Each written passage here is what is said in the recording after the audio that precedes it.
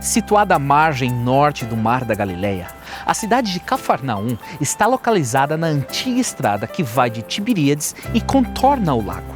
Embora a cidade seja apenas um sítio arqueológico, Cafarnaum é importante nos nossos dias por causa de sua rica história na antiguidade.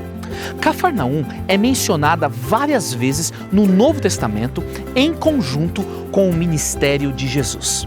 Venha comigo numa jornada, a busca por respostas, procurando Jesus na Terra Santa.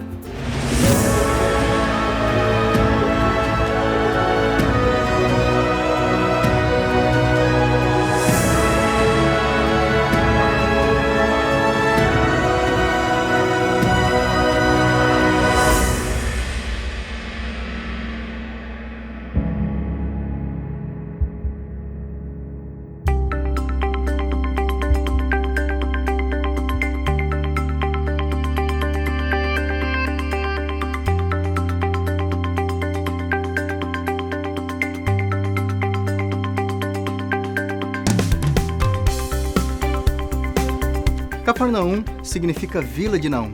As ruínas da antiga vila cobrem uma área de 6 hectares, 60 mil metros quadrados. A vila se estende por mais de 300 metros de leste a oeste ao longo da margem do lago.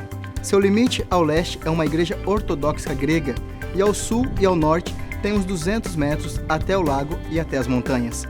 A cidade de Cafarnaum teve seu início durante a dinastia Asmoneana no 2º século a.C.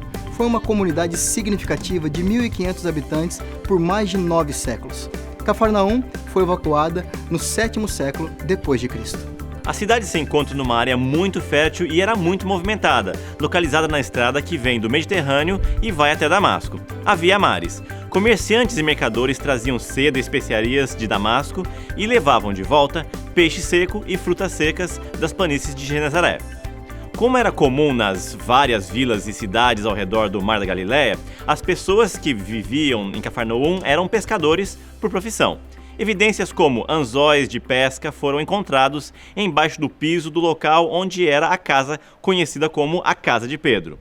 Prensas, fornos e pedras de moinho encontradas no pátio de um complexo de casas em Cafarnaum nos dão mais evidência das atividades comerciais dos habitantes de Cafarnaum.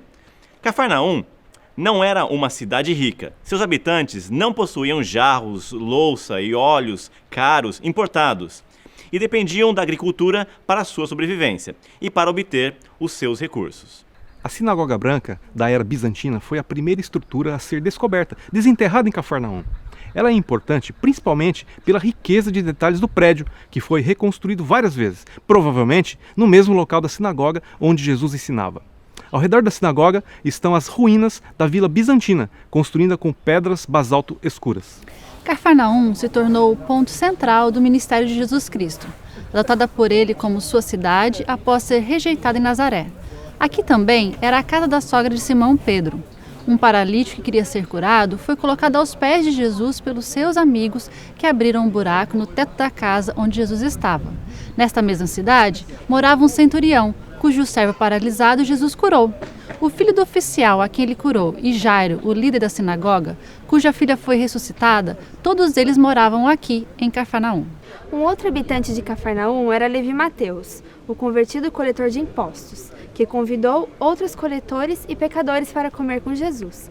Numa ocasião, ao se dirigir a uma grande multidão, na margem do lago, Jesus teve que falar de dentro de um barco num porto. Cafarnaum, sem dúvida, foi ricamente abençoada pelo ministério de Jesus. Porém, Jesus amaldiçoou a cidade pela falta de arrependimento. E tu, Cafarnaum, que te ergues até os céus, será abatido até o inferno.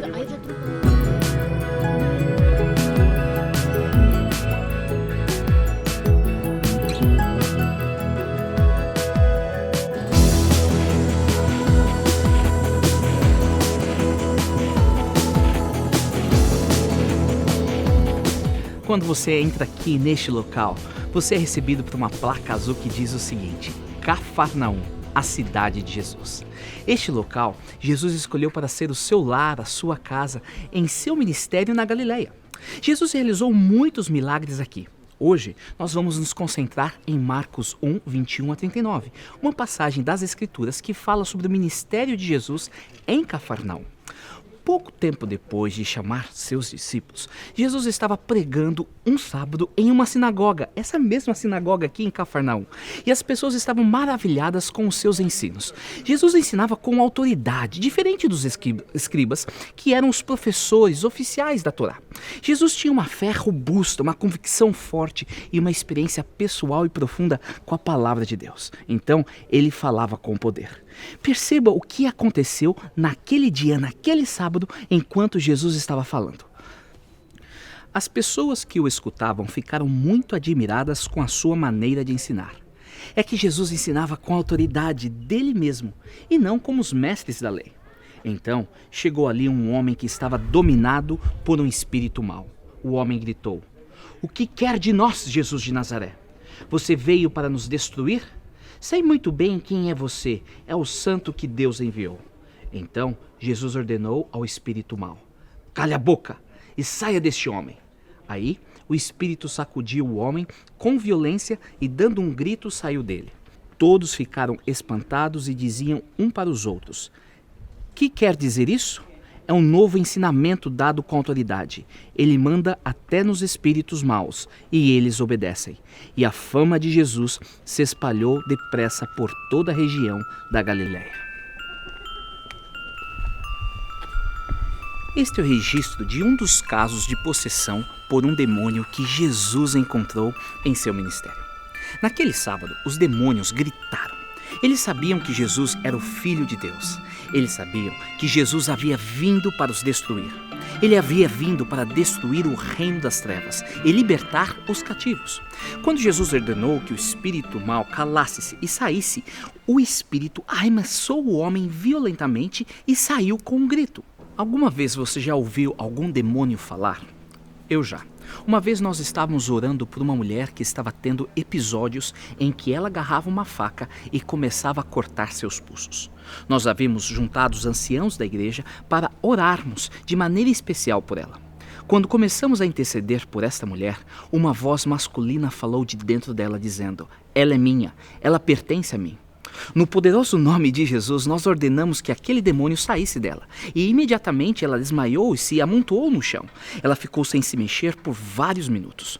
Mas com grande alegria eu quero dizer para vocês que Jesus libertou aquela mulher naquela noite. Ela nunca mais teve aqueles episódios de querer cortar os pulsos. Há poder no nome de Jesus. Ele é um grande libertador. Depois que Jesus saiu da sinagoga, naquele sábado, ele desceu a rua com Tiago e João até a casa de Simão e André.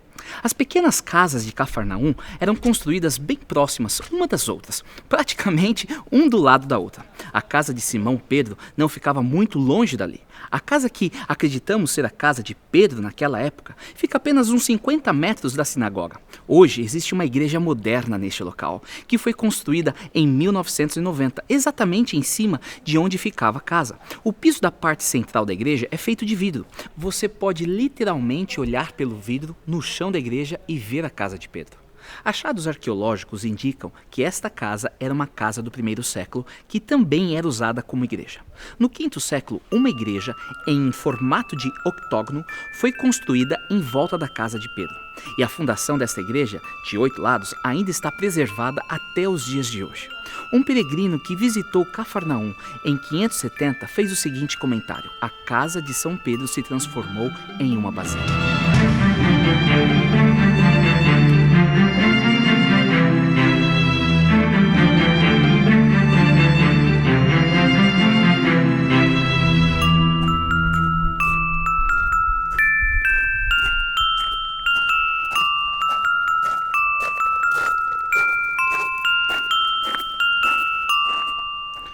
Eu acho bem interessante e significativo visitar este local hoje, onde alguns dos primeiros cristãos adoravam. Se esta era realmente a casa de Simão Pedro, existe uma boa evidência que era. Então, esta é a casa mencionada em Marcos capítulo 1, onde Jesus curou a sogra de Pedro. Logo depois, Jesus, Simão, André, Tiago e João saíram da sinagoga e foram até a casa de Simão e de André. A sogra de Simão estava de cama com febre. Assim que Jesus chegou, contaram a ele que ela estava doente. Ele chegou perto dela, segurou a mão dela e ajudou-a a se levantar. A febre saiu da mulher e ela começou a cuidar deles. A sogra de Pedro estava ardendo em febre naquele sábado. Jesus a pegou pela mão, repreendeu a febre e ajudou-a a levantar. Ela mudou completamente, num instante, de doente acamada com febre para outro servindo a refeição de sábado para todos ali. É fácil entender por que a fama de Jesus se alastrou tão rapidamente por toda a Galileia. E à medida que a informação de que Jesus curava doentes e expelia demônios corria, pessoas vinham de todos os lugares para ver com seus próprios olhos o que Jesus estava fazendo. Naquela noite, as pessoas trouxeram a Jesus todos os tipos de doentes e endemoniados. A cidade inteira se ajuntou e estava às portas da casa. Marcos 1, 32 a 33. Havia cerca de 1.500 pessoas vivendo em Cafarnaum naquela época. E a Bíblia diz que a cidade inteira se aglomerou na porta. Naquela noite, Jesus curou muitas pessoas e expeliu muitos demônios. Esta é uma das imagens mais lindas e emocionantes em todos os evangelhos. Imagine as ruas estreitas, lotadas de pessoas esperando para ver Jesus. Imagine a alegria daquelas pessoas quando Jesus restabeleceu a integridade de vida e saúde de muitos. Na manhã seguinte, Jesus estava de pé antes do sol nascer. Você pode pensar que após um dia cheio de atividades, curando, ensinando e expelindo demônios, Jesus iria dormir até um pouquinho mais tarde. Mas, para sua surpresa e para minha, Jesus não queria descansar um pouco mais. Mas vejam o que diz em Marcos 1,35. De manhã bem cedo, quando ainda estava escuro, Jesus se levantou, saiu da cidade, foi para um lugar deserto e ficou ali orando. Este verso nos oferece um pequeno lampejo da vida devocional de Jesus. Ele se levantava antes de o sol nascer e encontrava um local calmo, onde ele pudesse ficar a sós com Deus. Ele deve ter orado por um bom tempo, porque, enfim, Pedro acabou encontrando ele e disse: "Onde você esteve? Todos estão à sua procura." Mas Jesus respondeu a ele: "Vamos embora daqui. Vamos até as outras vilas aqui perto. Preciso pregar nelas também. Esse é o motivo pelo qual eu vim." Eu quero que você perceba duas coisas a respeito disso. Em primeiro lugar, Jesus coloca prioridade máxima em passar tempo com Deus no começo do dia, ter comunhão com Ele através da oração. E se o próprio Jesus tinha essa necessidade, quanto mais você e eu precisamos. Uma pessoa disse isso da seguinte forma: o segredo para ser santo é ser santo sozinho, em segredo. A oração a sós é extremamente importante. Muita oração, muito poder. Pouca oração, pouco poder. Nenhuma oração, nenhum poder. Em segundo lugar, naquela manhã, enquanto todos estavam procurando por ele, Jesus diz aos seus discípulos: "Vamos embora daqui, vamos para outro lugar." Essa é a parte muito importante. Não deixe passar desapercebido. Jesus tinha um senso claro de sua missão. Ele sabia exatamente por que estava aqui. Ele precisava continuar sua jornada. Cafarnaum era o ponto de partida, não seu objetivo final. A missão de Cristo era pregar o evangelho em todos os lugares, onde quer que ele pudesse ir. Então partiu, indo por toda a Galileia, ensinando nas sinagogas, curando as multidões e expelindo demônios. Mais tarde, quando Jesus voltou a Cafarnaum mais uma vez, tantas pessoas se aglomeraram para vê-lo pregar que simplesmente não havia lugar nem mesmo do lado de fora da casa. Marcos 2,2 diz: "Ele pregava a palavra para eles." O motivo pelo qual Jesus ensinava com tanta autoridade é porque ele pregava a palavra. Há poder na palavra de Deus. Eu recomendo que você invista o máximo de tempo possível estudando a palavra de Deus a cada dia. Nesta ocasião, 4 homens vieram até a casa carregando um paralítico, amigo deles. Eles não conseguiam chegar até Jesus porque haviam muitas pessoas e a casa estava lotada, mas eles estavam totalmente determinados a levar esse amigo a Jesus. Então, você consegue imaginar o que eles fizeram?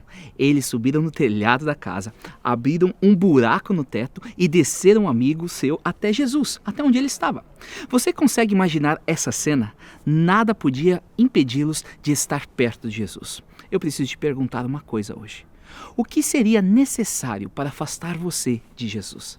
Será que você tem a mesma determinação que eles tiveram para estar na presença de Jesus? Você sabe o que Jesus disse para aquele jovem que foi trazido aos seus pés por seus amigos? Quando ele desceu pelo teto, num tapete, ele disse: filho, os teus pecados estão perdoados.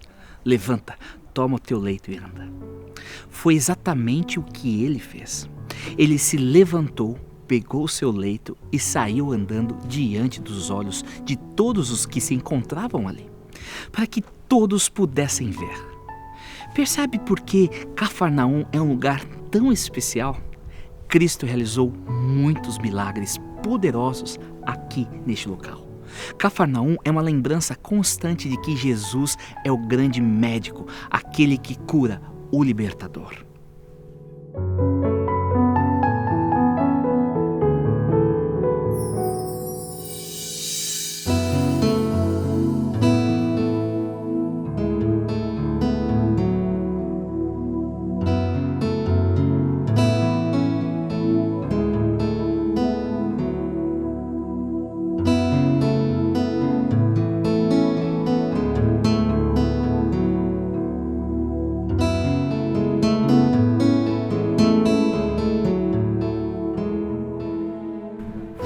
Por Cristo, nós podemos ser libertos das garras e da escravidão de qualquer coisa que esteja controlando nossa vida. Então, esta é uma das lições para hoje. Jesus nos livra da escravidão. Eu posso ser liberto do fracasso, pois tudo posso naquele que me fortalece. Eu posso ficar livre dos meus desejos, pois o meu Deus, segundo a sua riqueza, suprirá todas as vossas necessidades, em glória, por Jesus Cristo. Eu posso ficar livre do medo, pois Deus não nos deu um espírito de medo, mas de fortaleza e de amor e de moderação. Eu posso ficar livre da dúvida, pois Deus deu a cada um a medida da fé. Eu posso ficar livre da fraqueza, porque o Senhor é a força da minha vida. A quem temerei? Eu posso ficar livre do poder de Satanás, porque maior é aquele que está em vocês do que aquele que está no mundo. Eu posso ficar livre da derrota, pois Deus sempre nos conduz à vitória em Cristo Jesus. Eu posso ficar livre da ignorância, porque Cristo Jesus se tornou para nós sabedoria de Deus. Eu posso ficar livre do pecado, pois o sangue de Cristo nos limpa de todo pecado. Eu posso ficar livre das preocupações, pois eu posso lançar sobre ele todas as minhas ansiedades. Eu posso ficar livre da escravidão, pois onde o Espírito do Senhor está, existe liberdade. E eu posso ficar livre da condenação, pois agora não há condenação para aqueles que estão em Cristo Jesus. Depois que a libertação for alcançada, o que devemos fazer? Vamos simplesmente continuar com nossa vida? Não!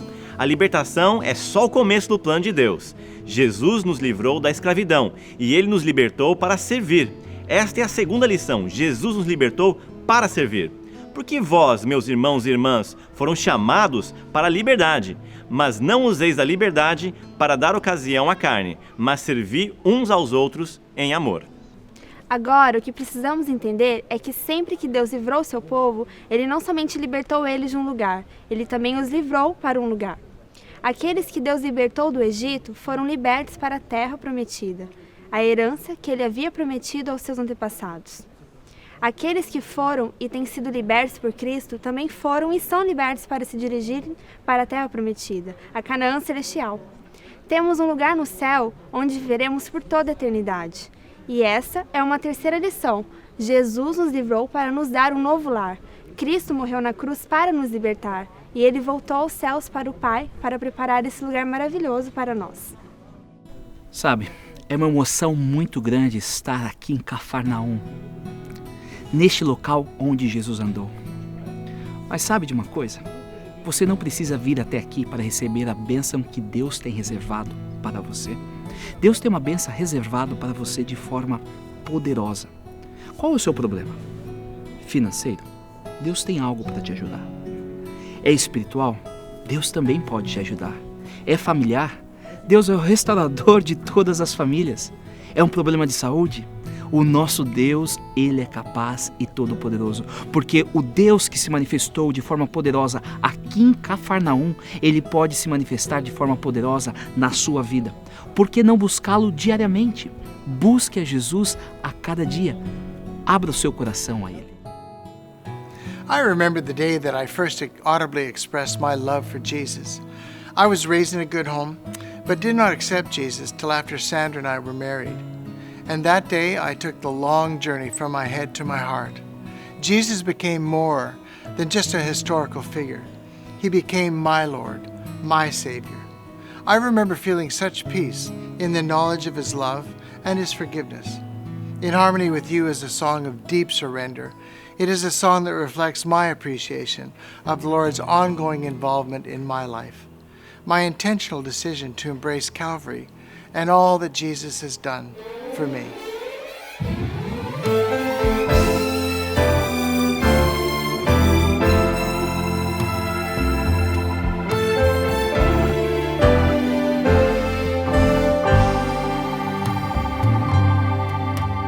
Lord, I bring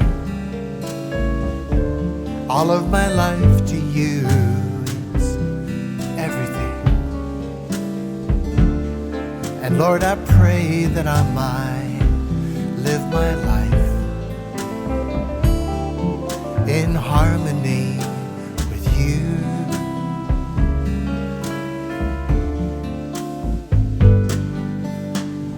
Lord, I know of Your love for me, You told me so. There on Calvary, You died for me, that I might live my life eternally in harmony. Grant that I might honor You in all that I do. Lord, I'm asking You to live my life in harmony with You.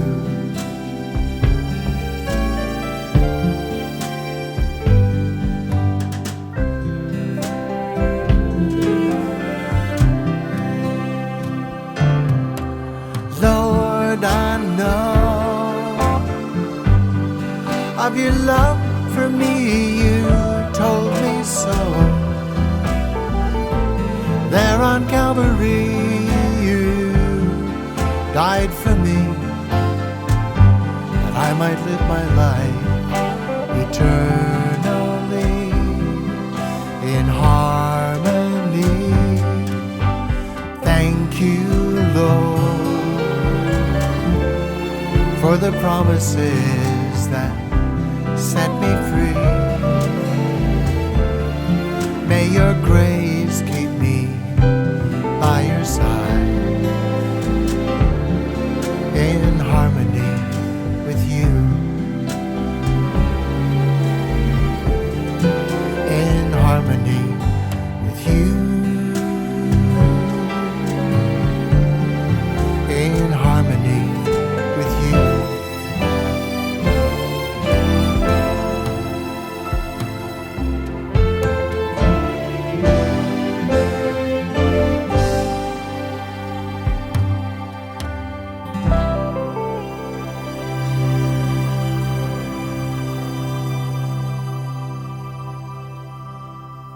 Obrigado, Pastor Ron Nelson. Agora, vamos orar. Querido Pai, obrigado pela certeza que temos Jesus Cristo, o grande libertador. Que esta liberdade que provém da cruz possa ser uma realidade na vida de todos que estão me escutando neste exato momento. É no nome de Cristo que nós oramos. Amém.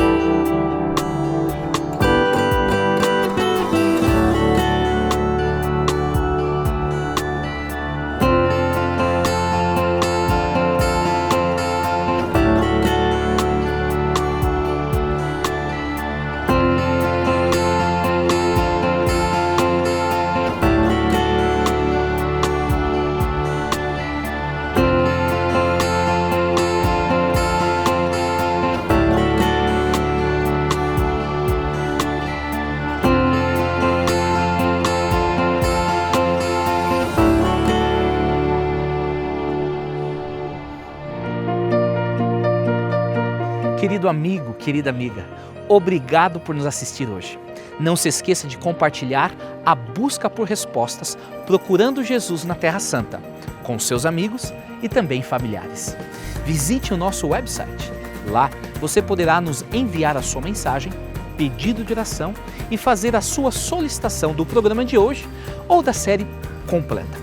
Espero vê-la muito em breve. Até lá, lembre-se, Jesus é o operador de milagres.